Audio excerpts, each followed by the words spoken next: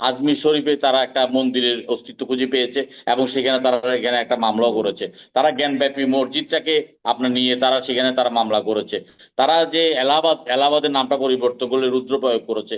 তারা মোগল সরের নামটা পরিবর্তন করে তারা দীনদয়াল উপাধ্যায় নামকরণ করেছে। এমনকি আমি গতকালকে দেখেছি যে করিমগঞ্জের নাম পরিবর্তন করে শ্রীভূমি রেখেছে। বাংলাদেশে আমার যে জেলাটা থানাটার নাম, আমার জেলাটার নাম হলো লক্ষ্মীপুর। আমার লক্ষ্মীপুরে যে চারটা জেলা আছে, রায়পুর, রামগঞ্জ, রামগতি, লক্ষ্মীপুর, আমরা কিন্তু কোনোটাই কখনোই বাংলাদেশের জনগণ হুম। আমরা এটা নামগুলো পরিবর্তন করার কথা কোনো চিন্তাই করছি না। আমাদের এখানে সংখ্যালঘু সম্প্রদায়ের সংখ্যা যদি 5% বা 8%, 9% হয়, কোনো কোনো ক্ষেত্রে সরকারি চাকরিতে তারা 30% পর্যন্ত তারা উপভোগ করছে।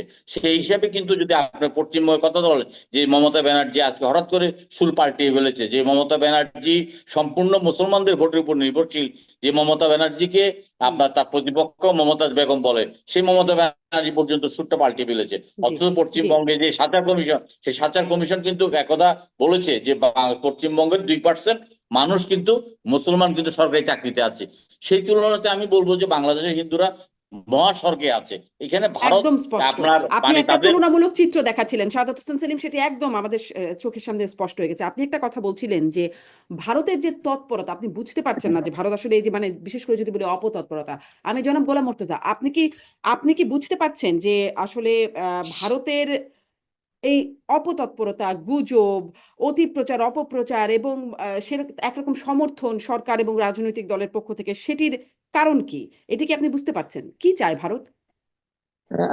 এটা আপনি যে প্রশ্নটি করলেন, এই প্রশ্নটার উত্তর দেওয়ার আগে বলি যে ভারতের আচরণ বাংলাদেশের ক্ষেত্রে দুই রকমই আছে। একটা হচ্ছে চরম নেতিবাচক আচরণ, আরেকটির মধ্যে কিছুটা ধোঁয়াশা এবং কিছুটা ইতিবাচকতার ইঙ্গিত আছে।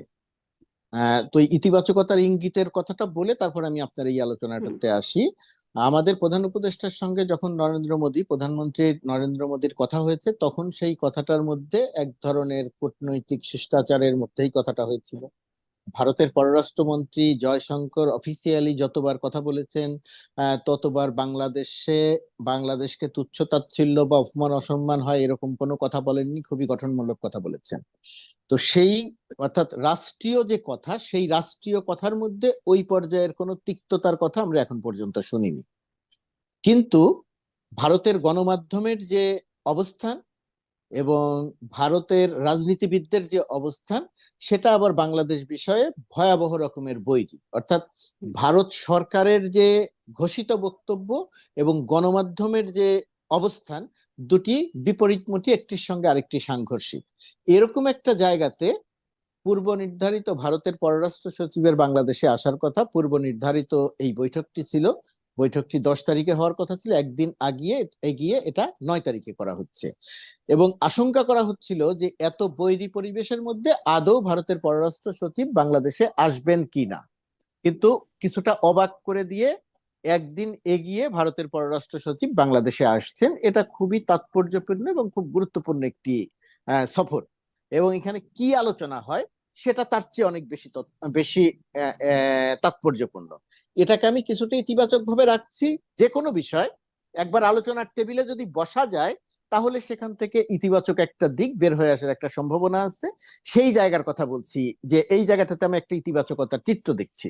আর আপনার যে প্রশ্ন যে ভারতের বা গণমাধ্যমের, ভারতের রাজনীতিবিদদের এই আচরণের কারণ কি বুঝতে পারছি কিনা, হুম। ভারতের গণমাধ্যমের এবং ভারতের আচরণের এই কারণটি হচ্ছে, ভারত রাষ্ট্রটি বাংলাদেশ রাষ্ট্রের উপর যেভাবে চেপে বসেছিল গত 1.5 দশক, এবং শেখ হাসিনা যখন ক্ষমতায় ছিল তখন ভারত যেভাবে শেখ হাসিনাকে পরিচালনা, শেখ হাসিনাকে নিয়ন্ত্রণ, যে কোনো স্বার্থ সংশ্লিষ্ট বিষয়ে শেখ হাসিনার কাছ থেকে যেভাবে সে সাড়া পেত, ভারত ওয়ান ফাইন মর্নিং হঠাৎ করে 5 আগস্টে দেখলো যে তার সেই অবস্থানটা দুর্বল হয়ে গেছে। দুর্বল নয়, তার সেই অবস্থানটি আর নেই।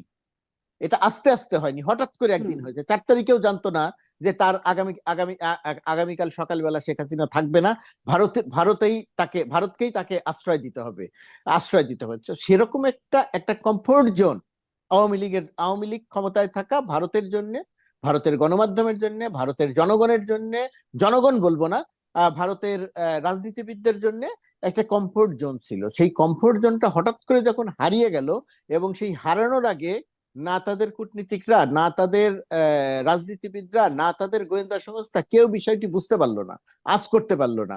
এই আঁচ করতে পারার না কারণে হঠাৎ করে তারা সবকিছু হারিয়ে ফেললো। মনে হলো যে তারা সবকিছু হারিয়ে ফেলেছে। ভারত একটা বড় দেশ, সেই দেশের অনেক অহমিকা আছে, সেই দেশের গণমাধ্যম মনে করে যে আমরাই গণমাধ্যমের নীতি নির্ধারণ করব।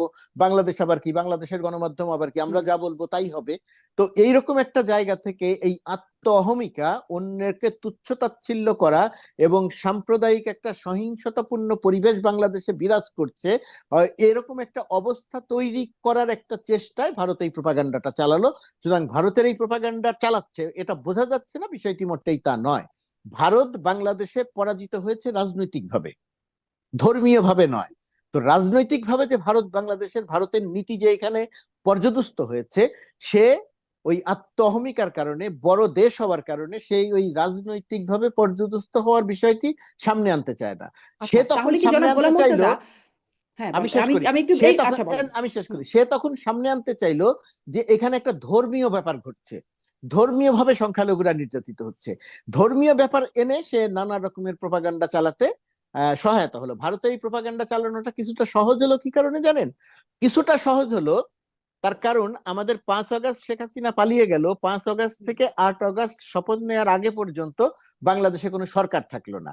তো বাংলাদেশে কোনো সরকার না থাকার কারণে সেই সময় দেশের ভেতরে বেশ কিছু অরাজকতাপূর্ণ ঘটনা ঘটলো, যদিও তুলনামূলকভাবে অনেক কম। সেইখানে কারা আক্রান্ত হলেন? মূলত আওয়ামী লীগের নেতা কর্মীরা, মন্ত্রীরা, এমপিরা। হুম, তো সেই জায়গা থেকে কিছু হিন্দু সম্প্রদায়ের মানুষও থেকে গেল। এর বড় অংশটা আক্রান্ত হলো আওয়ামী লীগ করে সেই কারণে। আর এর বাইরে সবসময় এটা হয়, যারা দুর্বল তাদের প্রতি একটা আক্রমণ থাকে। কিছু হিন্দুর বাড়ি আক্রমণ করা হলো, ভাঙচুর করা হলো, কাউকে কাউকে আক্রমণ করা হলো, কাউকে কাউকে জি, মারধর এটা করা হলো। আমাদের একটা রাজনৈতিক অপসংস্কৃতির অংশ, দীর্ঘদিন অপসংস্কৃতির ধরে অংশ। এটি এটি জি, চলেই এটা আসছে চলে জি। আসে, সেটাই আমরা এখানে দেখলাম আরেকবার। জি, নতুন কিছু না। জি, জনাব গোলাম মুর্তজা, মানে যেটি দুটি বিষয় আপনার কাছ থেকে আরো আছে, আমি জনাব শাহাদাত হোসেন সেলিমের কাছ থেকে একটু সময় নিয়ে আপনার কাছ থেকে এই প্রশ্নটি করি যে তাহলে ভারত সে যে পরাজিত হলো রাজনৈতিকভাবে, সেটি মেনে না নিতে পেরেই এরকম করছে। তার কি কোনো নতুন চাওয়া নাই বাংলাদেশকে নিয়ে? নতুন কিছু কি তারা চায় সেজন্য, নাকি আসলে তাদের জাস্ট পরাজিত হয়ে একটা প্রতিশোধ পরায়ণতা বা একটা প্রতিহিংসা, এটাই একটা কারণ, নাকি আমার নতুন কিছু আমার চায়? কাছে আমার কাছে মনে হচ্ছে নতুন কিছু চাওয়ার নাই। নতুন কিছু চাওয়ার চেয়ে বড় ব্যাপার যেটা আছে, ভারতের যে স্বার্থ সংশ্লিষ্ট বিষয়গুলো বাংলাদেশের সঙ্গে আছে,